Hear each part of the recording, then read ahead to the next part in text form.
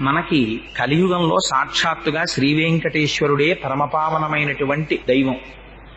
వెంకటేశ్వరుణ్ణి తెలియనటువంటి వారు, వెంకటేశ్వరుడి యొక్క దర్శనం చెయ్యని వారు, ఏడుకొండలు ఎక్కని వారు ఎవరు ఉండరు. తెలుగువారి ఇలవేలుపువై అంటారు మహానుభావులు. అందుకని అందున తెలుగువారికి వెంకటాచలపతి, ఆ వెంకటరమణుడు అంటే ఉండేటటువంటి భక్తి మరింత ప్రసిద్ధం. భవిష్యోత్తర పురాణం అని, ఆ భవిష్యోత్తర పురాణము, వరాహ పురాణము మొదలైనవి వెంకటాచల మహాత్యం గురించి చాలా విశేషమైనటువంటి వర్ణనం చేసి ఉన్నాయి. అసలు ఆ కొండ పేరే చాలా చిత్రమైనటువంటి పేరు. ఆ కొండ పేరు పెట్టడమే వెంకటాచలము అని పేరు పెట్టారు. ఎంత ఆశ్చర్యకరమైన విషయం అంటే, అన్నారు అజాయమానో బహుధా విజాయతి. అసలు పరమేశ్వరుడికి జన్మనెత్తవలసిన అవసరం ఎక్కడుంది? ఆయనేం మనలా కర్మ చేసిన వాడు కాడు. మనలా కర్మ ఫలితాన్ని అనుభవించడానికి పాంచభౌతికమైనటువంటి శరీరంతో రావలసిన